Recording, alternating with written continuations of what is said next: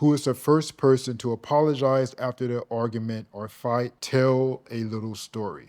Hey fam, we are back again. It is Life with Jay and Joe. We asked you guys to give us some questions that you guys wanted us to answer, and we asked and y'all delivered. So today, not only are we going to be answering questions from the end, we're going to be answering your questions as well. We are going to be answering these questions with our honest opinion to the True. best of our abilities. True. So do not judge us, and remember, this is our opinion. Please don't judge us, and this is our opinion. Our opinion. I mean, yeah, I guess you can judge if you want to, but I mean, it's up to you. But if this is your first time here, welcome to the family. And if you are our family members and you've come back to see us again, Hi, cousin. hey fam, so glad to have you back. And let's just go ahead and get started. So first question from you all. Let's see what it is. Mia Dice, 2001. What are your thoughts on the perception that bisexuality in men is often dismissed as simply being gay, while in women it's more accepted? Well, first I'll start off by saying this. I also used to have those same thoughts. I know it's pretty sad to say, especially me being a homosexual man and, with dealing with people, some people not even believing that you can be gay. And I used to have that same feeling that if a guy said they were bisexual, I automatically took it as they were gay. And that was effed up on my part. Like, I've definitely grown because I definitely shouldn't have thought that, because that's pretty crazy, because people feel how they feel. But I can explain, I think the reason I don't feel that way now, but I think back then, like years and years ago, the reason that I felt that way is probably because of society, because it's more the norm to see a girl mess with a girl, and also that same girl mess with a guy. And sometimes people still say that the girl is straight, even though she's messing around with girls, or they look at it as she messed around with a girl. Oh, it was a long time ago. It was just for fun, so it doesn't really count. But if a guy messing around with a guy, I think, because at least for me back then, when I think about it, I think it was just always, well, if a guy messed around with a guy, then you just must be gay. Even if it was 50 years ago, you mess around with a guy, you must be gay. So I think it's more of a society thing that's causing those thoughts. At least it was for me, which I don't think that way anymore. I feel like if you're a bisexual man, hey, you're a bisexual man, you like what you like, and it is what it is. But I mean, what's your thoughts on it? And I hope that made sense. It makes sense. I personally think it's more of a cultural thing. And by that I mean both homosexuality and bisexuality is more accepted in our other cultures than it is in African American cultures. I feel like as it pertains to African American cultures, it's it has always been looked at as a bad thing, like a sin, so to speak.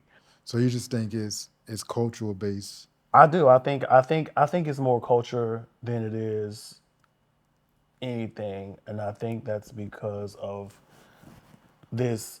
I think part of that is also because of this hyper masculinity that we have as Black people. I So don't what really think that. so what do you think on this viral clip of this lady saying that she was going to divorce or not going to marry her fiance because she found out, and I don't know all the details. So she got mad at her fiance because she found out at one time in his life he had been with a man, and because of that, she didn't want to continue on with getting married to him. I don't agree with her reasoning behind it. I think that if there was something to be mad at, she should be mad at the fact that he didn't disclose that to her prior to proposing to her or getting engaged with her. Now, the fact that he did that in his past, I don't think that's something that she should be like, oh, this the end all be all. But the fact that he didn't disclose that to her and give her the option to make a decision to where am I okay with this or not? That's what I think she should be mad at, not the act. Okay, I can agree to that. I feel like he should have told her from the beginning, and but outside of that, just because I think he made a very valid point on the video that I saw. He was like, "Well, it happened a long time ago," and I know he was trying to say that have she ever did anything a long time ago? But I do know that I've heard women be like, "Okay, yeah, I've been with a girl 10 years ago when I was in college, or 20 years ago when I was in college, but it was just for fun, so it doesn't count." But why can't man get that same like thing? Like I don't even know if that would be accepted in the white community or not, or if that would be culture based or not. But I do feel like a guy could have tried it out in the past and maybe tried it multiple times and decided, hey, this is not for me. Because I've also been with a woman in my past, and I never in my future see myself being with a woman like in that way.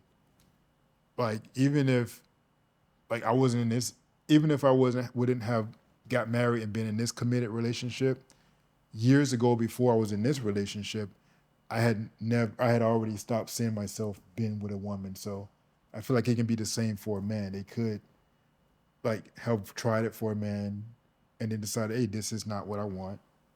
Yeah, I mean, I feel like how else are you going to know whether you like something or not? The True. only way to know whether you like it is to try it. He tried Right. it. He tried it, and he tried it multiple times. He figured out that it wasn't for him, and now he is with what he likes. He's with a woman. Okay. True. All right, next question from user EJ3JN3SQ2D. Fights, arguments. Who is the first person to apologize after the argument or fight? Tell a little story. Okay, so I will start off by saying we do not have any real arguments now, but we've come a long way. But we used to argue a lot, and the arguments could last for days to weeks. And like it's been times where we've said like we've called it quits, and like well maybe I was probably the one since I was calling it quits because I was just really stubborn, and we've got to that point. We've done counseling, so I guess as a story.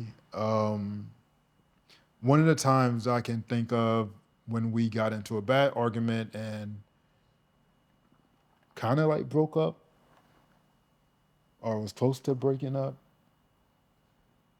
when we got into the accident. We did break up, right? I think I said we were broken up. Well, yeah, that was on you. That was on me. Okay.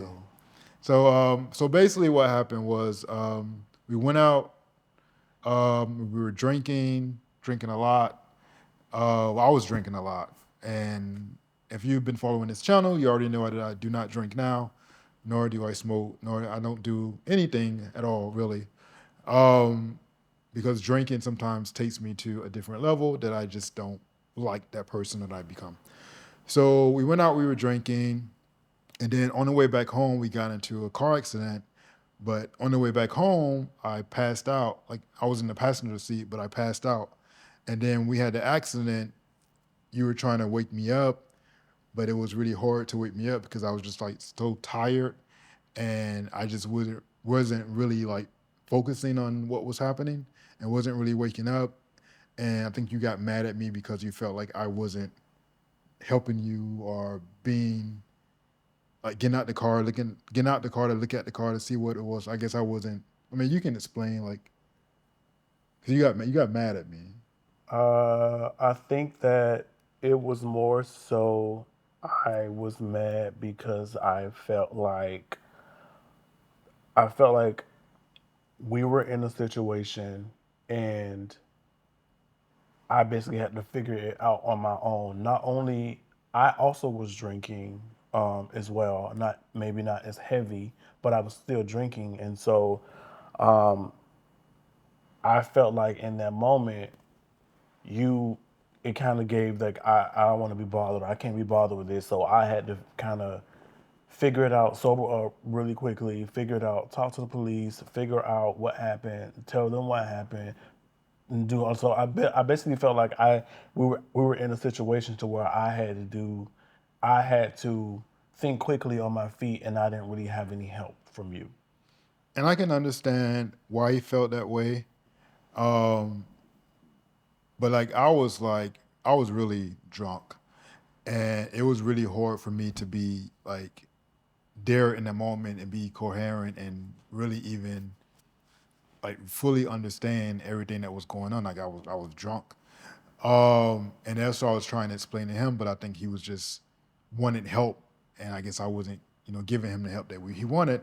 So eventually, one of our friends at the time came and picked us up, and I think we got into an argument when we got in her car, and then she dropped us off, and that argument carried um, after we got out her car, and then we were just like having arguments. Like we stayed in an apartment at that time.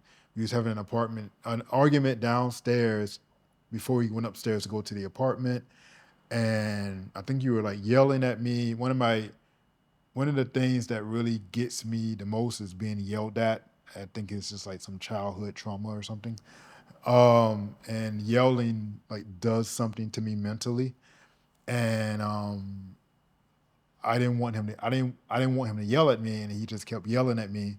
And I'm pretty sure I was throwing curse words out there too, because in the household that I was raised in, my dad like used to curse a lot, and it kind of like stuck with me in my adult years.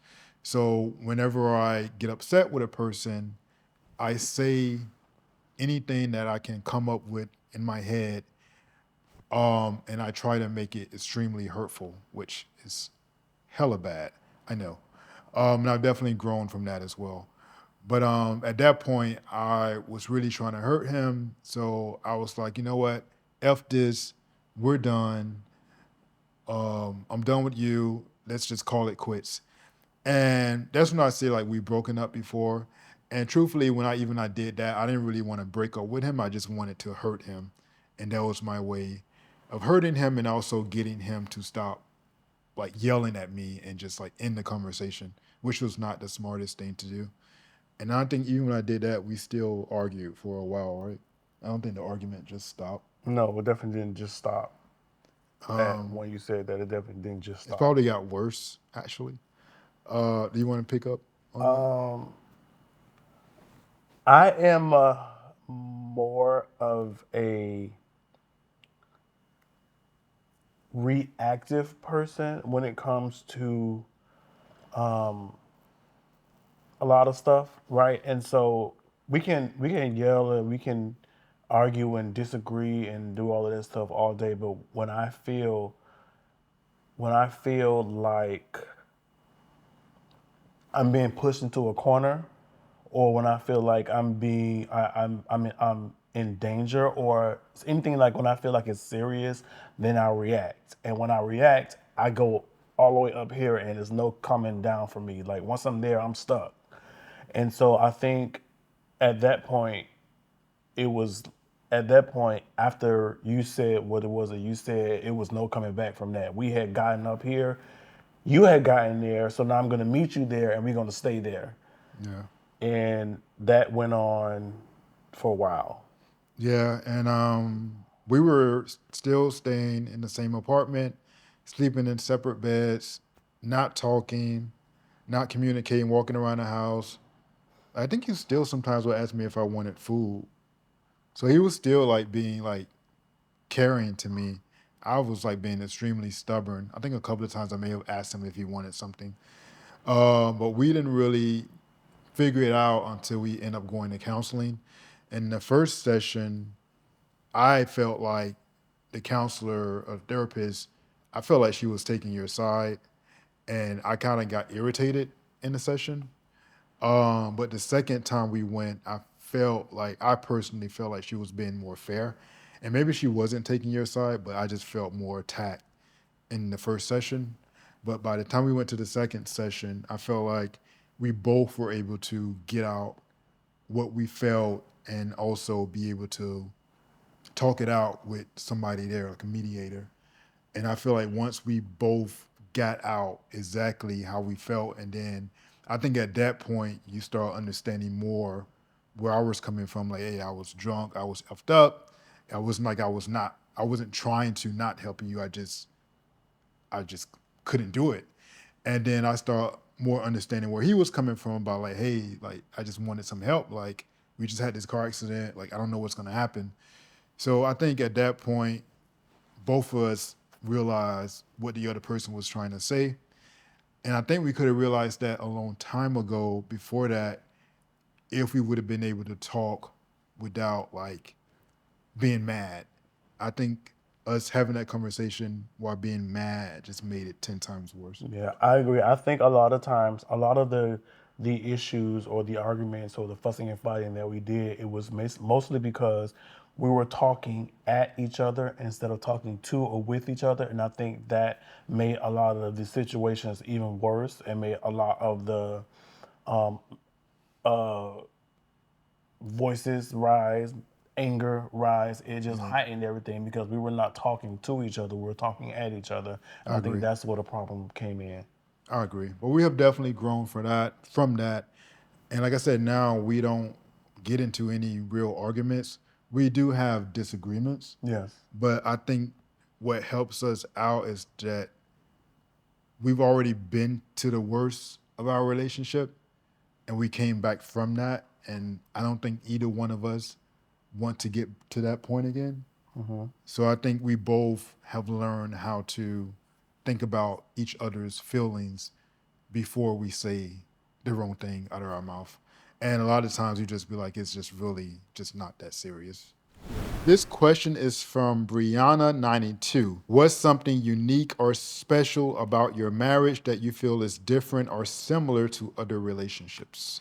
So, one thing that's unique and special about our relationship, it may not be that unique, but I feel like the open communication. And I feel like we've only got to that point because we've been through so much BS in our past. And now we're able to just talk about a lot of things. And I don't know if that's really unique to us, but I feel like that is what keeps our bond as strong as it is because we just have open communication. Yeah, I agree. I think I'll piggyback off that one, but I'll go the opposite direction to what you did. So I think, and for me, what is unique about our relationship is the fact that we've been through a lot of stuff. And cousin, when I say a lot of stuff, I do It's really do mean a lot of it's stuff. been a lot. So we've been through a lot of stuff, and I feel like the fact that we were able to come back from all of the things that we've been through Yeah. is why we are able to communicate the way we communicate and Yeah. get past things the way we do and talk about things the way we talk about because those things that we've been through or experienced only made us better people individually and together. I can agree to that. I definitely agree to that. I like the way you put that. Good answer. Thank you. This, this comes from Tokyo Lee Live 7905. So Tokyo Lee is actually our gay child. So he says, how was your first bottoming experience and explain what happened? So bottoming experience means your first time, if you don't know, first time being penetrated by another man. And how was it? Awkward. Um, so yeah, so this question is a little weird for me. And the reason why I say it's a little weird for me because as weird as this may sound and unbelievable as this may sound, I don't remember the first guy that penetrated me. And it's not me saying that I was just out being penetrated by a bunch of people because it wasn't that. Whore. Don't be like that. No, that's not true. I mean, I have had my whorish We all had days. horse days. But when I first started messing with guys, I was not in my whorish days. Keep in mind, I'm a 44-year-old man, and the first time I messed around with a guy, I think I was like, the first time I think I was like a senior in high school. And then after that, like I went to college, and that's when I started messing around with other guys. And I went to college at 17, so I had to be around like 18 or 19 when this happened. So a lot of years have passed. And I've also done a lot of drugs and drunk a lot of alcohol in between that time. So my memory is just not the best. Um, but it's out of two guys, and I just can't remember the timeline. I can't remember who was first.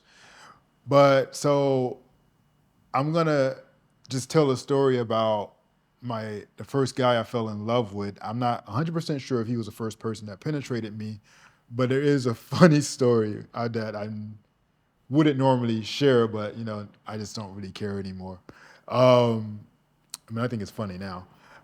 So we were having sex, and he penetrated me, and the experience mean that like it hurt.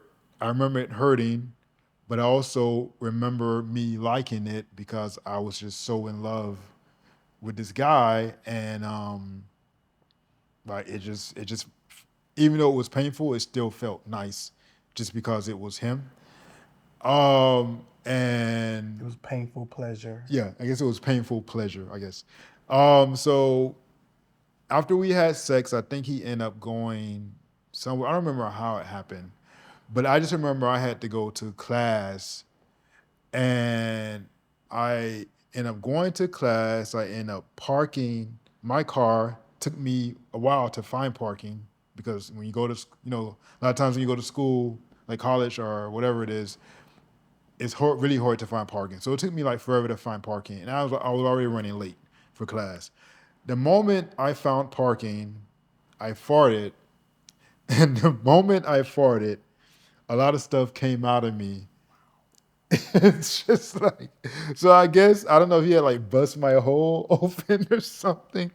I mean, I don't know, but basically I shorted, and I think I shorted because I mean I'm not ashamed of it. I know I'm not the only person in the world that has shorted. Because some people may look at me and be like, "That's disgusting," but hey, it's not like I did it on purpose. I mean, it happened. It happened in my past, and I'm sure it's happened to other people in life, so I'm not ashamed of it. So you can laugh. I don't care.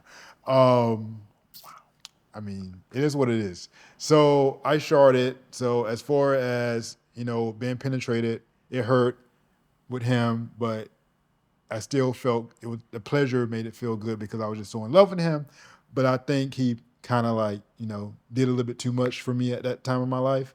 And me not really knowing how that all worked, wasn't, I guess, probably shouldn't have just left like after I showered and stuff and went to class and not made sure that, I'd have to use the bathroom. Like he used a condom, so it wasn't like he, went inside of me. But meaning that, if you ever bottomed before, and sometimes you get penetrated, if you haven't fully like cleanse yourself, because at that point I don't think I knew how to cleanse myself. Because I'm just gonna be real, I didn't use a fleet back then. I didn't even know that was a thing. So Fair enough. that could have also been a reason that stuff eventually came out because there was still stuff up there and all of that pushing. Wow. You know, can you start with the wows? Can Like you you're start? making me very Can you uncomfortable. start with the? I mean, you've been saying wow since I've been telling the story. Um, but yeah, so it is what it is. So I sharded, and I mean, it is what it is, and I'm not ashamed of it. It should be. I mean, it's the nature of the beast. Yeah. My first time was my first time was not by choice, for lack of a better term. There was really no pleasure in it. Uh, I was relatively young, and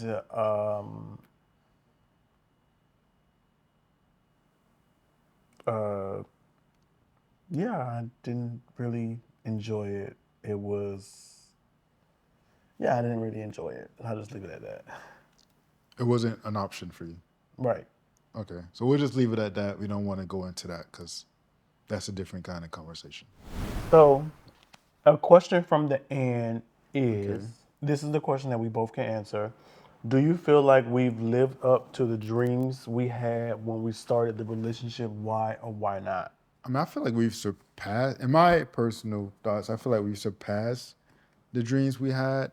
Because when we first got together, one, it was a long ass time ago.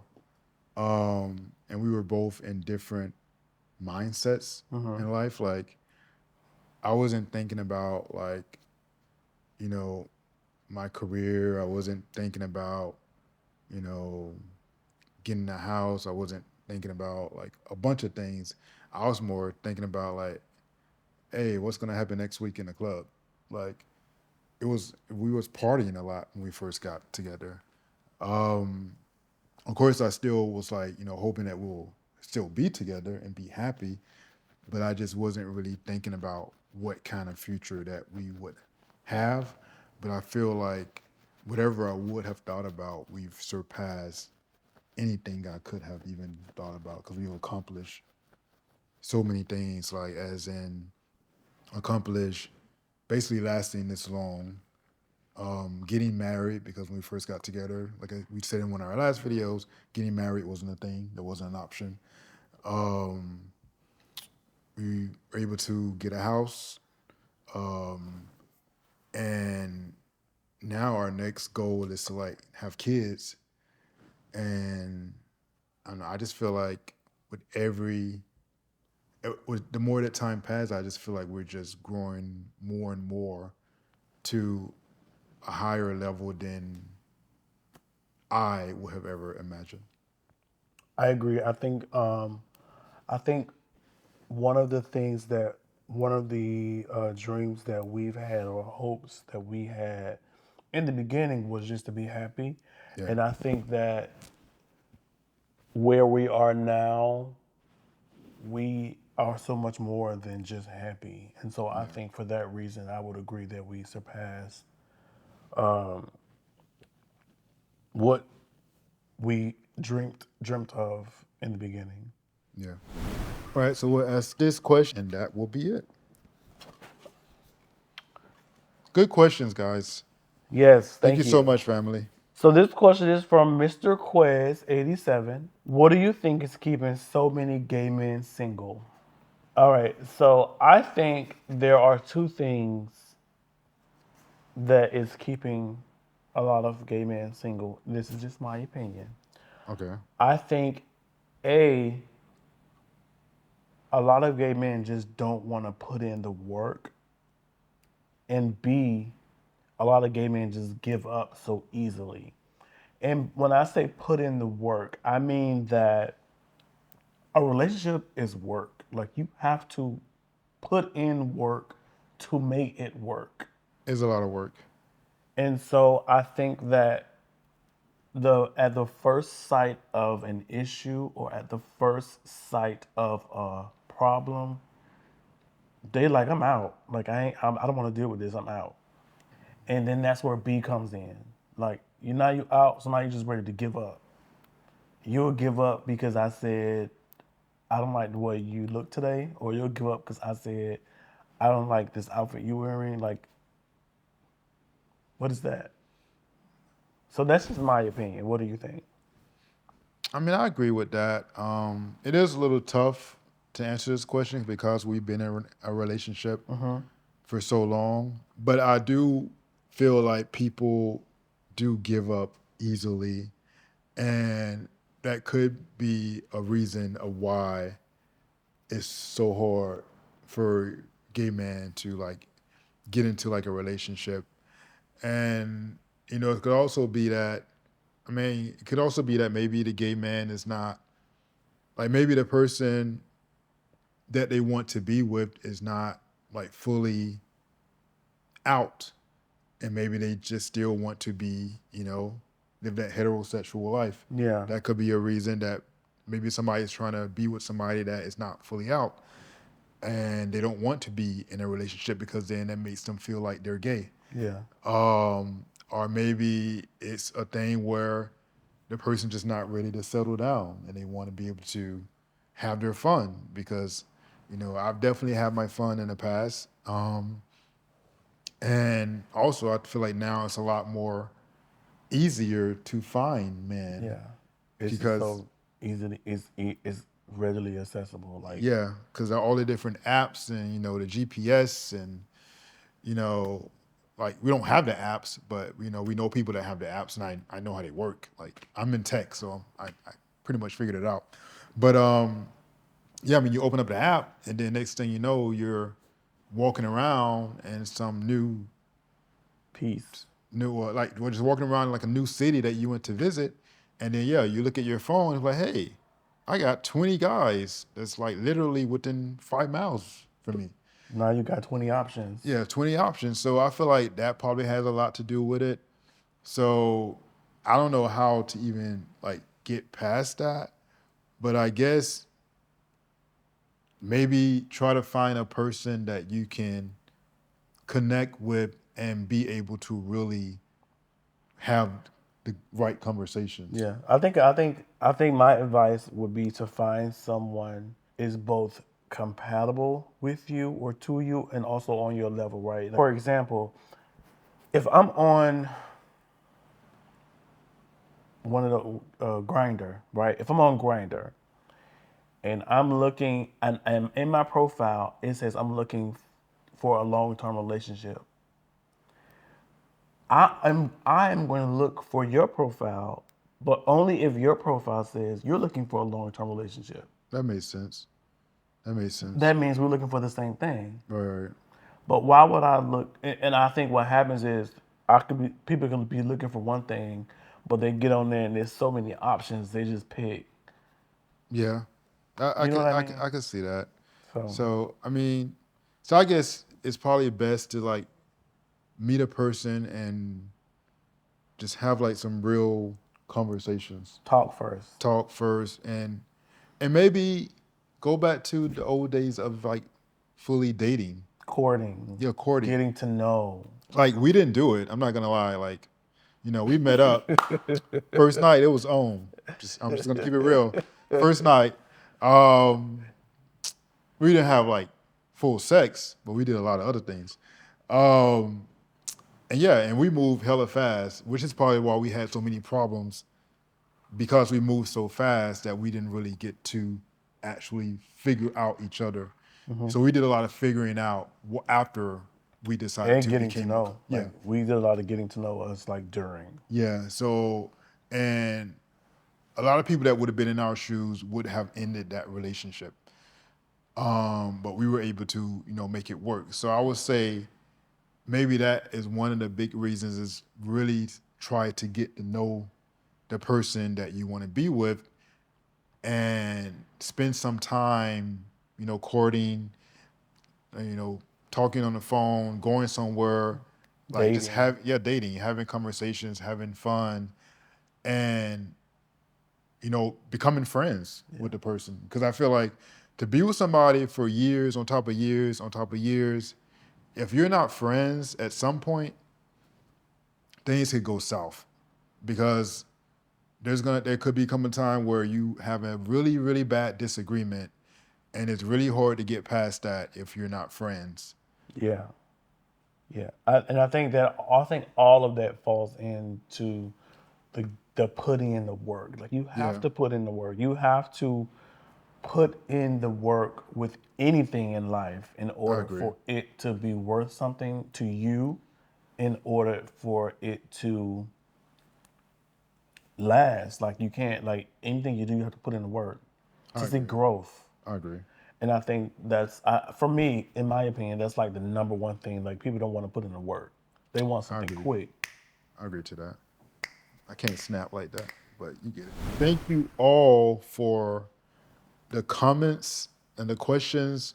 This was very nice to see what questions you want to ask. You guys actually asked some really, really good questions. Yes, they were great questions. So really enjoyed that. And also thank you all for all of the love that we've been getting. Yep, I appreciate y'all cousins and aunties and uncles and Girl cousins, boy cousins, all of my cousins. We love y'all dearly. Thank y'all so much. Yeah, and if you're ever in the comments and you notice that we're calling you cousins or uncles or niece or nephew or whatever, just know that you're a part of the family. Just go with it. Yes.